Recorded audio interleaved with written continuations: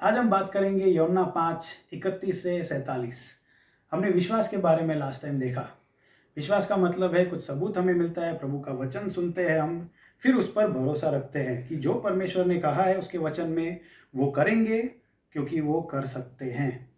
तो सबूत इतना इम्पोर्टेंट है और उसका एक कैटेगरी है गवाही या साक्षी। अगर हम कोई क्रिकेट टीम बना रहे हैं तो मेरा फ्रेंड आके मेरे को कहता है कि मेरा एक मित्र है, वो बहुत अच्छा बैटिंग कर लेते हैं, उसको टीम में ले लो। तो उसके साक्षी की वजह से मैं मान लेता हूँ हाँ वो अच्छा खिलाड़ी होंगे, उसको ले लेता हूँ मैं टीम में। तो उसी प्रकार प्रभु यीशु आए इस दुनिया में और उन्होंने बोला कि मैं स्वर्ग से उतर के आया हूँ, मैं जीवन की रोटी हूँ। तो यहूदी लोग वहाँ पे पूछते हैं कि अरे कुछ हमको सबूत दो, कोई इंसान की गवाही दो कि आप इतने महान हो कि आपने ये सब कार्य किए हैं परमेश्वर के कहने से। तो प्रभु यीशु तो परमेश्वर है, उन्होंने तो बोला कि परमेश्वर को इंसान की गवाही स्वीकृत है ही नहीं, लेकिन आपको इतनी सख्त ज़रूरत है। अगर मैं ये गवाही नहीं दूंगा इंसान की तो आप मानोगे नहीं और फिर आप बचोगे नहीं। तो इसलिए मैं आपको यूहन्ना का एग्जाम्पल दे देता हूँ। तो यूहन्ना के बारे में तो बाइबल में पहले से ही लिखा था कि ऐसा कोई व्यक्ति आएगा जो आने वाले मसीहा के बारे में गवाही देंगे। तो यूहन्ना के कार्य इतने अच्छे थे, इसकी शिक्षा मस्त थी कि लोग उसके पीछे पीछे आते थे। तो प्रभु यीशु ने उनको बोला और यूहन्ना ने भी खुद बोला कि मैं गवाही दे रहा हूँ प्रभु यीशु की। तो यूहन्ना खुद गवाही देते हैं। तो इसका मतलब ये है हमारा अविश्वास के कारण ही प्रभु इंसान की गवाही का उपयोग करते हैं हमारे लिए।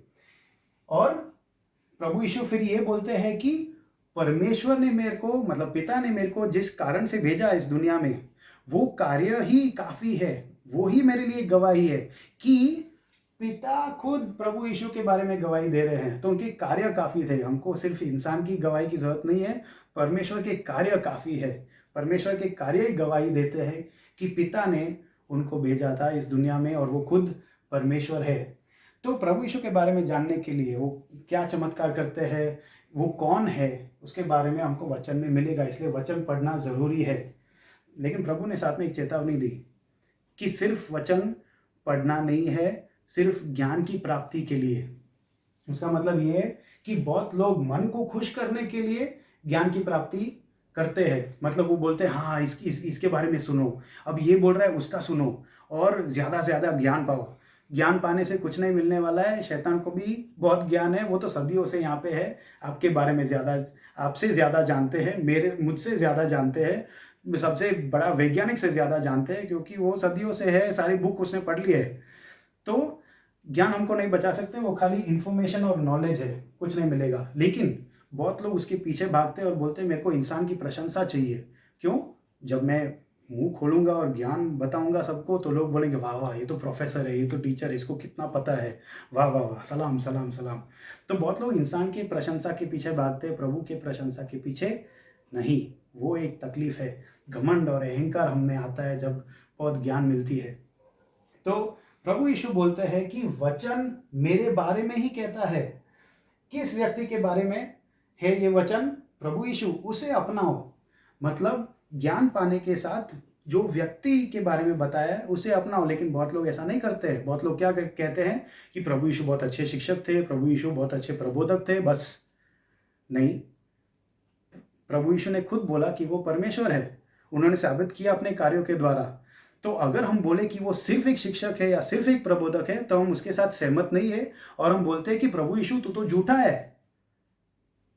तो क्या झूठे लोग अच्छे शिक्षक है, अच्छी नैतिकता है उनके पास, झूठे है?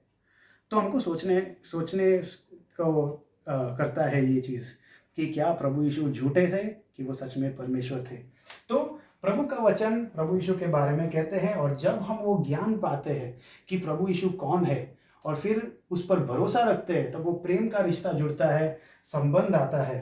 तो सिर्फ ज्ञान अपने आप में कुछ नहीं है, लेकिन ज्ञान कौन से व्यक्ति के साथ और वो व्यक्ति के साथ एक संबंध बांधने में हमें विश्वास जाग उठता है, प्रेम आता है और फिर हम प्रभु परमेश्वर के साथ एक रिश्ता में आ जाते हैं और फिर हम परमेश्वर के पास जा सकते हैं। तो ये है अंतर मानना और जानना के बीच। जानना में सिर्फ ज्ञान मिलता है, अहंकार और घमंड आती है हमें, हमारा सिर बड़ा होता है, हमारा दिल छोटा हो जाता है, हम इंसान की प्रशंसा के पीछे भागते, लेकिन मानने से हम नम्रता में प्रभु यीशु के सच्चाई के नीचे आते हैं कि प्रभु मेरा सच्चाई नहीं, मेरे मार्ग नहीं, इतना ज्ञान प्राप्त किया है, मैं मेरे हिसाब से चलूंगा नहीं, आप सच्चाई हो, मैं मेरी सच्चाई को हटा के आपके सच्चाई के नीचे आ जाता हूँ। नम्रता से उसके प्रेम में आके हम उसके संबंध में आ जाते हैं।